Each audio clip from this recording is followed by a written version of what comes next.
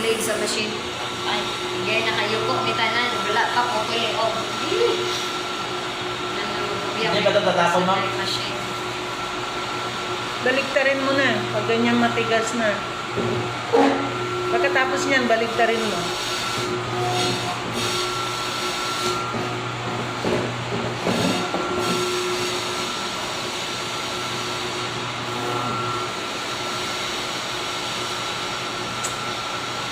Kuan pa ta, kanang natawo pa dito sa tintimite. Ang machine. Nalagi, pagdalgong tao. Kasi magkinto sa patiba. Okay, tama. Di di na mahirapang mag-slice, diba? Si Nanjin. Sinilang kasi kaming nagkulang sa height at saka nagkulang din sa taba eh. Balik ka rin to? Kahit anong kain, hindi, Okay naman. hindi tumataba. Kung kaya mo ba, kahit matigas di wag mo nang baliktarin. Ay, Kaya mo naman eh. Kaya, sige, pwede mo ba?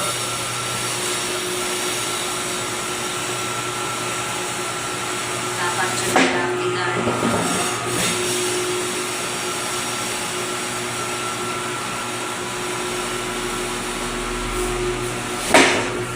Ibaba mo siya kasi manipis na naman dito. Tulak mo siya pababa.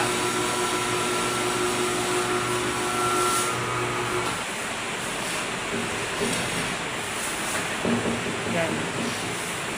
dapat dito kakawa. Dapat dyan nga ang hawak eh. Di ba to? Tumutago mo? Ha? Namahanap nito. Malayo yan.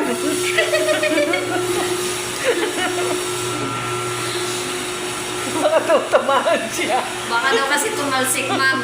Hindi tatalsik yung blade. May takip eh. Yan din yung iniisip ko, ma'am eh. Kaya natakot ako. May takip. Baka biglang magsabayang lumipad yung takip, ma'am. Nagbaklasan lahat. Lahat ng roska.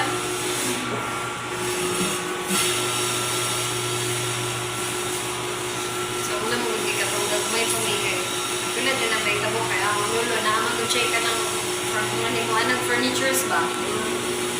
Yan ang trabahante kay naigudjud ka ng sa grinder ganito. Play. Dami ko nang hindi ko pa na i-post. Mamaya nga, ma-post nga to. Slicing ng chicken breast.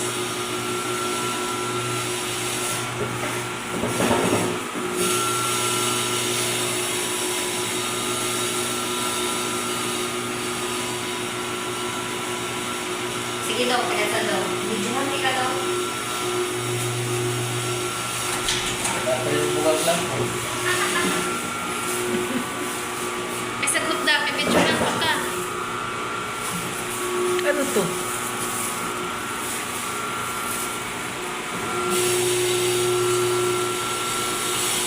Sa pagpipili na lang ito, itatanggal Oo, na dapat ma'am. tanggalin yan sa pag-play. Kasi ano eh, hassle na siya pag dito pa tinanggal. Oo. Lilinisin na lang siya.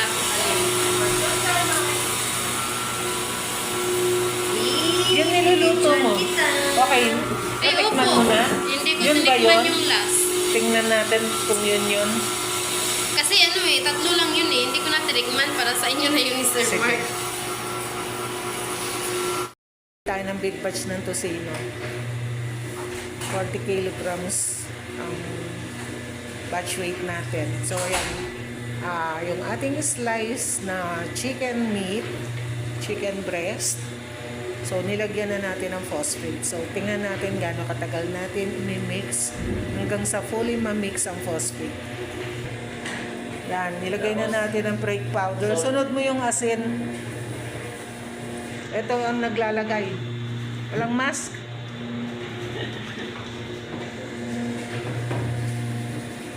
Ito 643 grams. Yan. So, hintayin uli natin ma-mix yung mga nilagay nating ingredients.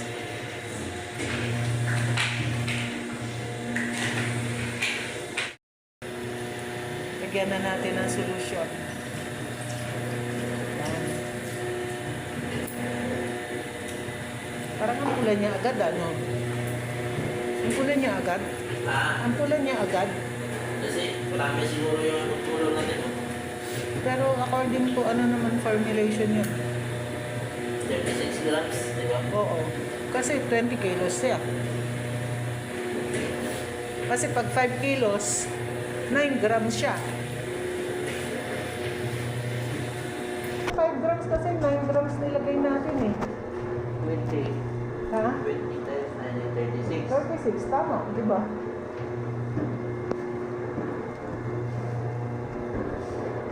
May balance niyo. Mangyo, marunong nito. Ha?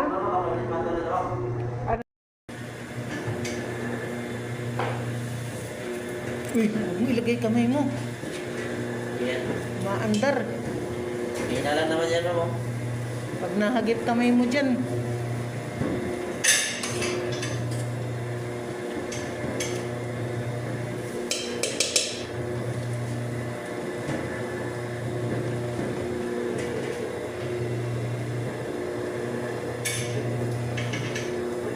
Parang sobra pula.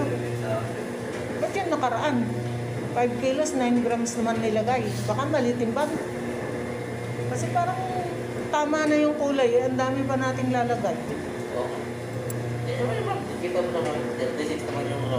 Oo nga, hindi yung nakaraan. Baka kung mali ang timbang nung 9 grams. Yun yung tinimbang mo nga. Yung gagawin mo yung tinimbang ko. Kasi 9 grams times 4. 36, di ba?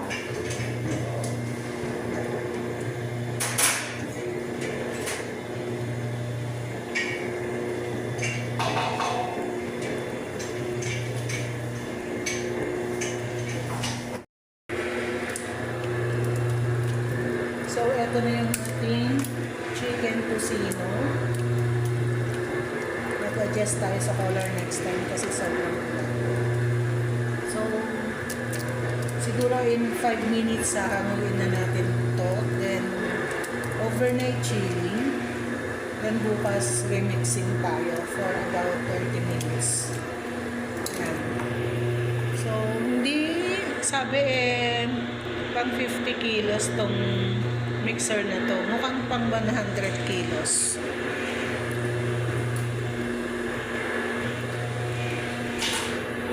Natin yung baking powder. Puputla siya pag nilagyan ng baking powder. Kaka.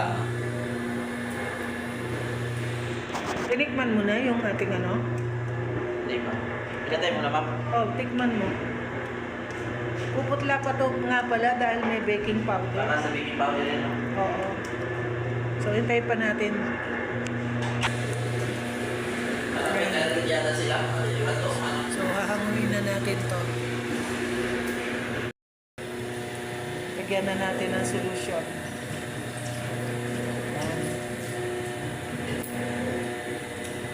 Parang ang pula niya agad, ano? Ang pula niya agad? Ah, Ang pula niya agad? kasi marami siguro yung tulong natin. Pero according to ano naman formulation yun? 36 grams, di ba? Oo. Kasi 20 kilos siya. Kasi pag 5 kilos, 9 grams siya. 5 grams kasi 9 grams nilagay natin eh. 20. Ha? 20 times 9 is 36. 36, tama, di ba?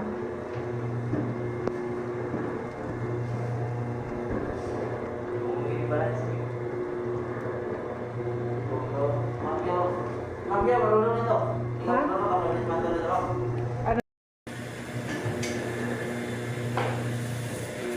Uy, huwag mo ilagay kamay mo. Yan. Maandar. Hina lang naman yan mo. Pag nahagip kamay mo dyan.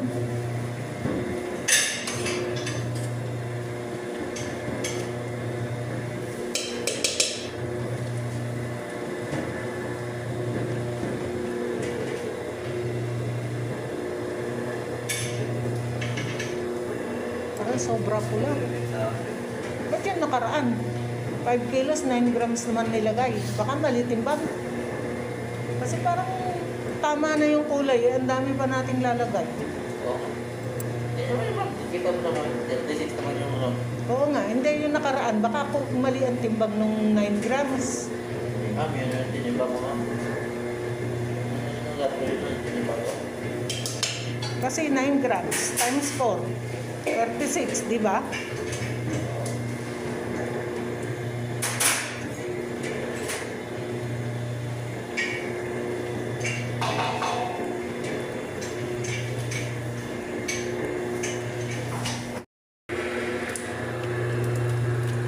So, eto na yung ating chicken tocino.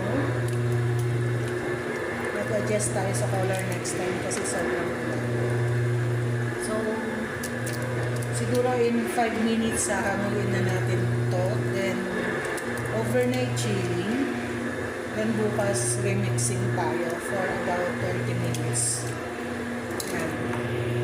So, hindi, sabi pang 50 kilos tong mixer na to. Mukhang pang 100 kilos.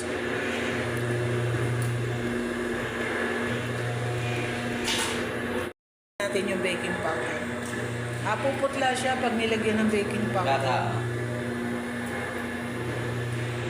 Tinikman mo na yung ating ano? Hindi, ma'am.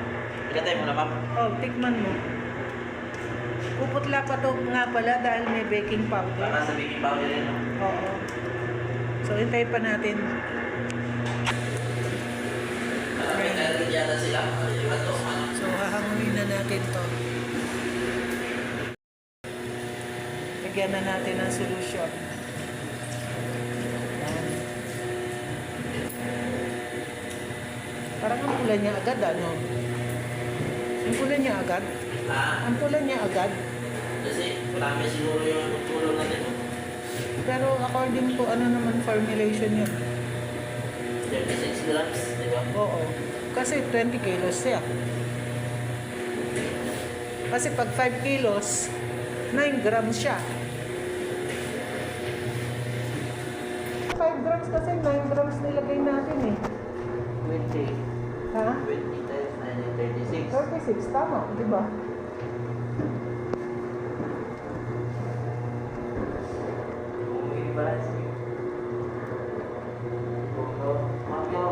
Mangga, marunong nito.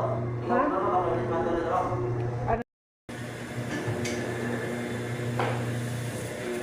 Uy, huwag mo ilagay kamay mo. Yan. Maandar. Hina lang naman yan, mo. Pag nahagip kamay mo dyan.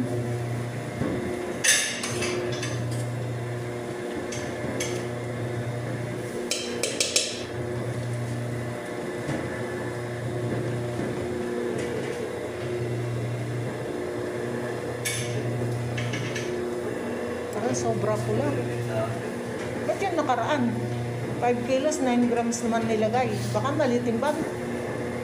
Kasi parang tama na yung kulay. Ang dami pa nating lalagay. Oo. Kita mo naman, 36 naman yung ano. Oo nga, hindi yung nakaraan. Baka ako mali ang timbang nung 9 grams. Ma'am, yun yung tinimbang ko, ma'am. Ano yung gagawin mo yung tinimbang ko? Kasi 9 grams times 4. 36, di ba?